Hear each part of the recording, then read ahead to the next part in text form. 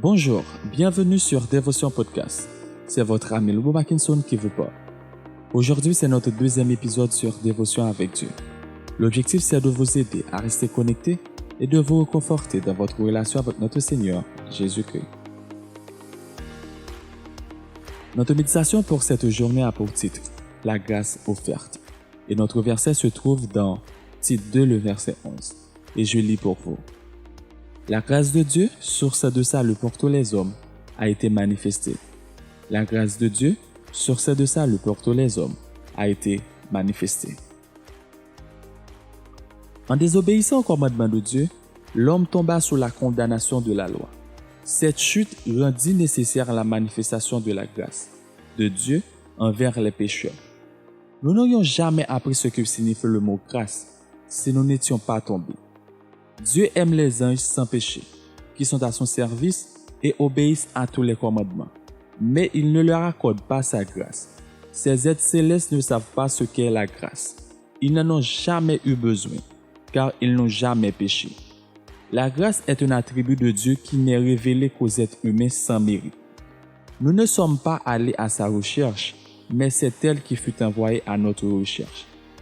Dieu se réjouit de répandre cette grâce sur tous ceux qui la désirent ardemment. À tous, il présente les paroles de miséricorde, non parce que nous en sommes dignes, mais parce que nous sommes totalement indignes. Le seul titre dont nous puissions nous réclamer pour être assurés de recevoir ce don, c'est notre besoin.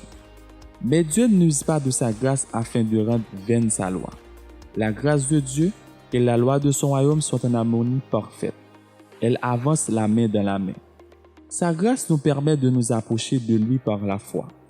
Nous rendons la loi grande et honorable lorsque nous appliquons ses principes de vie par la puissance de la grâce du Christ.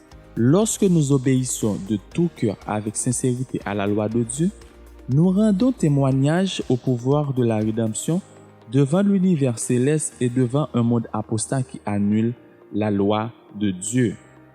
Dieu nous aime non parce que nous l'avons aimé, mais il nous aime lorsque nous étions encore des pécheurs. Christ est mort pour nous et il a ainsi pleinement pourvu à notre rédemption.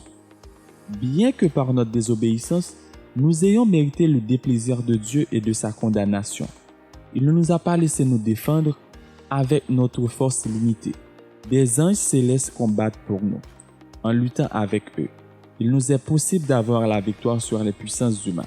Lorsque nous faisons confiance au Christ, en tant que sauveur personnel, nous pouvons être plus que vainqueurs par celui qui nous a aimés. C'était la méditation du jour.